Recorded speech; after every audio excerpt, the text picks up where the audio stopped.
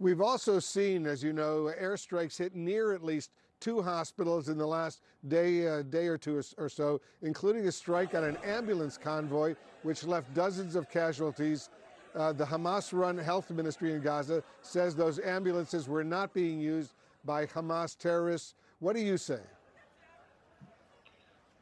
First of all, as you mentioned, Wolf, it is the Hamas-run health ministry. It really is Hamas, much more than a health ministry. Everything they say, I think we have to take a step back and ask ourselves, can we trust Hamas as a credible source? Certainly, we think the answer is no. In this case, as we provided information, we did identify a terrorist threat inside those ambulances. We provided information. We're even in Hamas courtyards. We see Red Cross ambulances sitting there.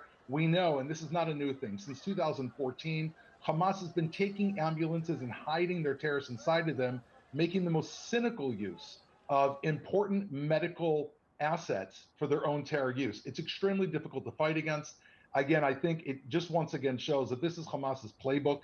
When they knew that Israel would respond, the first thing they said is, how can we get world opinion on our side? Let's show blown up ambulances. And that's what they use as their Uber. It's just ambulances to go around Gaza. And if you identify an active threat, we, of course, will eliminate a threat that's an imminent threat. Earlier today, the IDF says Hamas used an announcement telling Gaza residents to move safely south as an opportunity to fire on IDF soldiers. What more can you tell us about that attack? Well, again, very sad. We, as the international community, and we feel the key idea here is to get these innocent civilians, and they are innocent civilians, out of Gaza City. We provided open hours, humanitarian corridors, and finally we get an additional movement heading down south, and we see incoming Hamas artillery fire directly at the position of that corridor that leads into the safe zone, which had to be closed off. And again, it's one more time where not only are we trying to get civilians out of the way, Hamas is trying to keep them in the way, because they know as soon as those civilians are gone, Wolf, we're able to continue with our objectives and immediately eliminate them. It will be much quicker. It will not have a civilian threat. And they're doing everything they can to try to stop us from achieving that goal. It was interesting that Egypt's foreign minister said today, Major, that Israel's actions in Gaza, and I'm quoting him now, cannot be justified as legitimate self-defense. I want to get your response to what we heard from the Egyptian foreign minister. I think if there's ever been a case of self-defense, Wolf, this is it.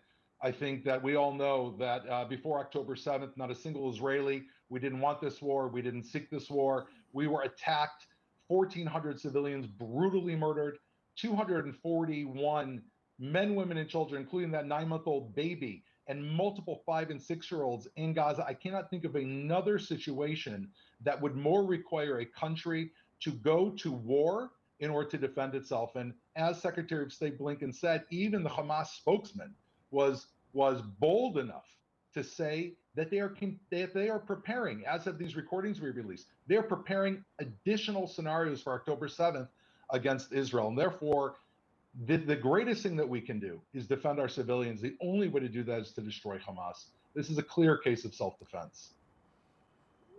IDF soldiers are said to be closing in on Gaza City right now. How soon, Major, do you expect the IDF will conclude its operation against Hamas in Gaza?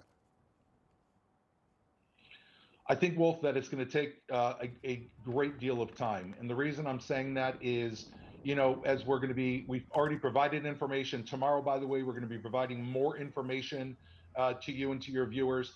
You walk in, you know, you're chasing a terrorist squad who just shot at our soldiers and that were involved in the October 7th attack. You chase them into a building with civilians, and we don't want to shoot because there are civilians there. You open the door in hot pursuit, and you see 2 shafts in the ground with no one there. You look down the shafts, and they go down 40, 50 feet underneath the ground into a web. That is how Hamas is operating. In order for us to succeed in eliminating them and trying to provide as least casualties, of course, on our side and to Gazan civilians, this is an incredibly difficult operation. It's basically one side plays with no rules, and we're playing with rules. And so therefore, time, I think, is on our side. It's the only way we're going to be able to get this done effectively. Major Doron Spielman of the IDF, thank you so much for joining us. Thank you, Wolf.